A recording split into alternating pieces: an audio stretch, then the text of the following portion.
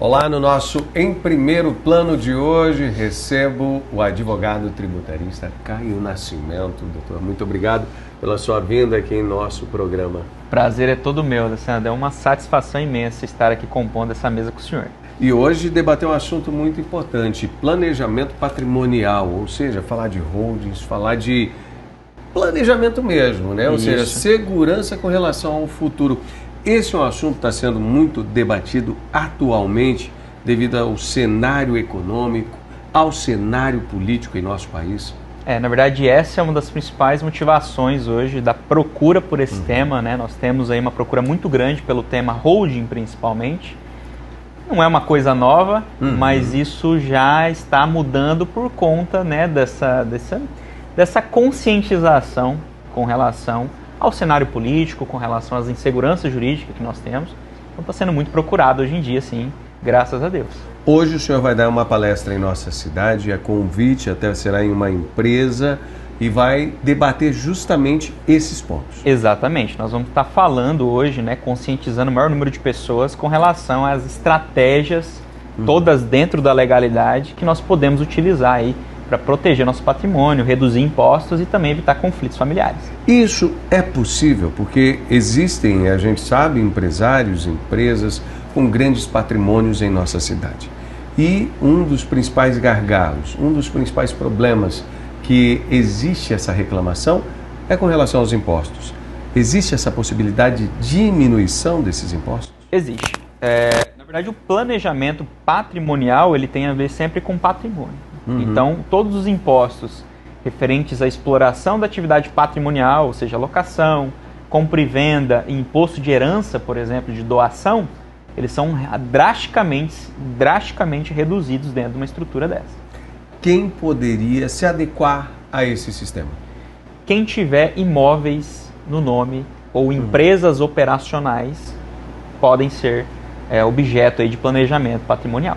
Porque quando a pessoa ouve, né, falar em um termo como holding, planejamento patrimonial, imagina-se em grandes fortunas, grandes valores, muitas empresas, ou não? Isso seria só um mito ou existe a possibilidade de empresários com pequenas empresas? Até que tamanho seria viável ser feito isso, doutor?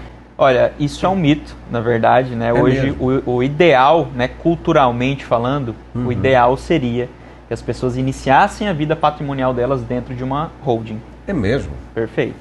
Isso, inclusive, é uma consciência dos países envolvidos. Se nós pegarmos, por exemplo, impostos de herança, aquele imposto que o herdeiro paga numa sucessão, lá na Europa, nos países da Europa Ocidental, eles estão em torno de 80% do valor do patrimônio, o imposto. Então, como que eles fazem, né? E como que eles aceitam isso? Eles fazem a aquisição do primeiro imóvel deles já dentro de uma estrutura empresarial, porque eles conseguem reduzir drasticamente esse imposto.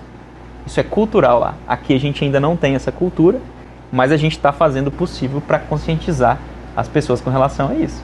E só para a gente ter uma ideia de variação disso.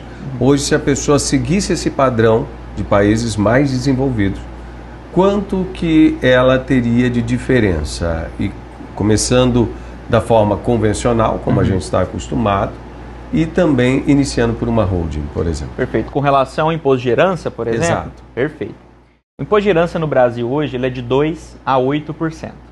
Essa é a alíquota, é a porcentagem do imposto. E essa porcentagem ela recai sobre dois tipos de base de cálculo, ou seja, sobre dois valores que eu posso considerar. Se eu tiver com o patrimônio no CPF, essa base de cálculo, né, esses 8%, por exemplo, vão recair sobre o valor de mercado do patrimônio.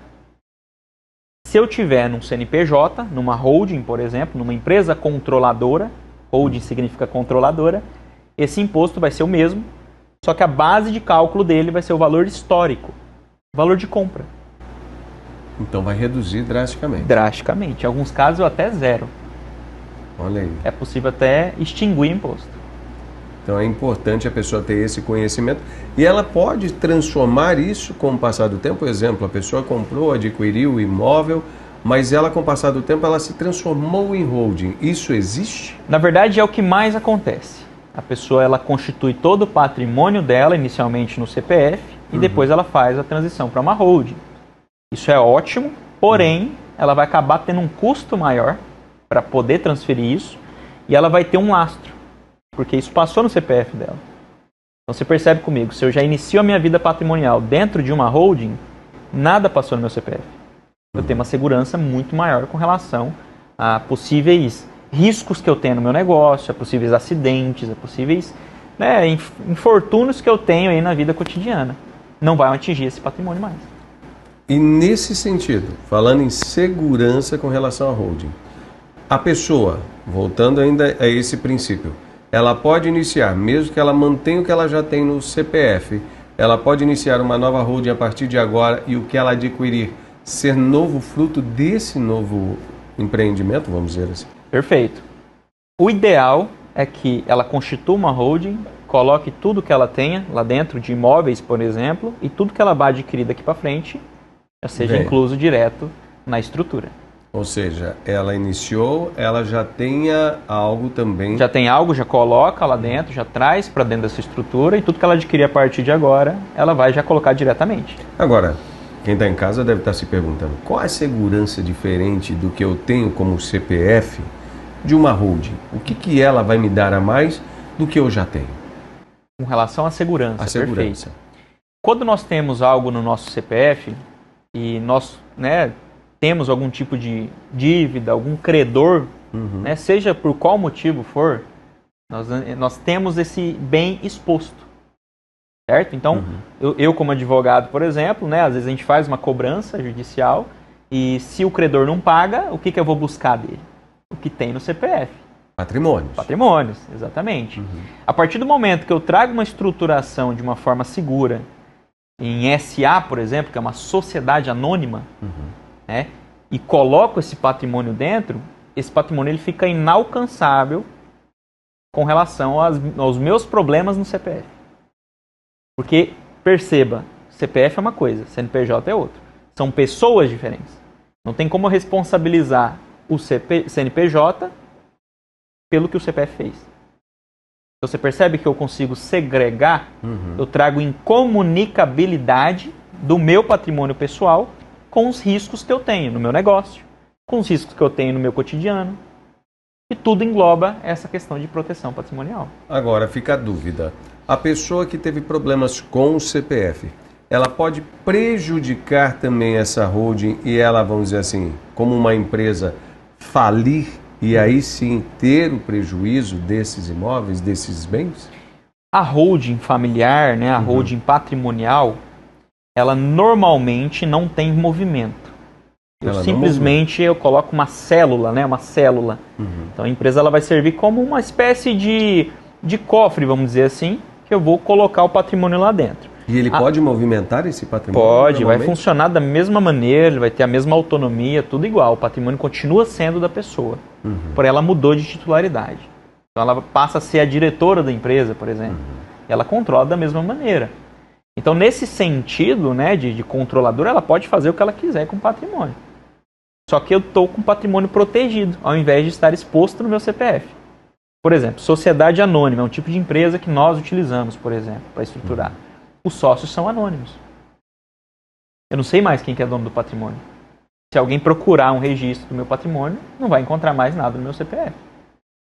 E mesmo que encontre, a SA, por exemplo, que é um tipo de sociedade que eu utilizo para fazer a holding, ela tem mecanismos de defesa, de proteção que a própria lei das SAs traz. E nesse sentido, doutor, hoje as pessoas estão entendendo mais sobre holding, estão buscando mais, como o senhor disse, não é um assunto tão novo assim. Não. Mas a busca já é muito maior? Muito maior. Hoje as pessoas têm mais acesso à informação.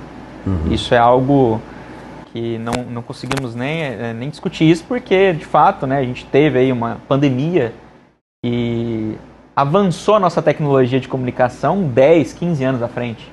Então, hoje as pessoas têm muito mais acesso a esse tipo de conteúdo e elas têm muito mais acesso a esse tipo de informação.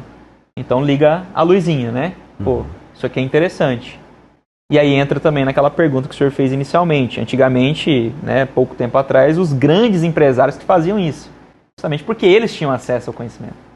Então hoje, o médio e pequeno empresário, ele também tem acesso a esse conhecimento, por isso que ele está buscando. Ele entendeu que não é para os grandes só. Ele entendeu que os grandes utilizam porque é bom, não porque ele é grande. Então, por exemplo, eu sempre costumo dizer, Alessandro, todo empresário precisa de uma holding. Porque você imagina, todo empresário conquistou o patrimônio dele pessoal com muito sangue, com muito esforço. Constituiu, né, a empresa dele, trabalhou durante 10, 20, 30, 50 anos na empresa dele e constituiu o patrimônio pessoal. E aí você imagina se acontece algo na empresa dele, né, um acidente, algo fortuito, e atinge todo esse patrimônio que ele adquiriu. Como que eu faço para proteger isso? Eu trago uma estruturação de holding SA, coloco esse patrimônio dentro e ele traz essa incomunicabilidade do patrimônio do empresário que ele constituiu com o risco que ele tem no negócio. Doutor, se as pessoas quiserem ter mais conhecimento sobre isso, faço convite para o pessoal acompanhar essa palestra. Estaremos hoje, né, em parceria com a Conexão Financeira, lá na Anjos Colchões, a partir das 19 horas. Estaremos passando lá, né, conversando, trocando uma ideia, batendo um papo bem bacana, bem interativo, à disposição da população de Sinop para a gente entender mais sobre esse tema. Caio Nascimento, advogado tributarista, muito obrigado por esse bate-papo, Perfeito. por esclarecer as nossas dúvidas, doutor. Eu que agradeço a oportunidade, viu, meu amigo?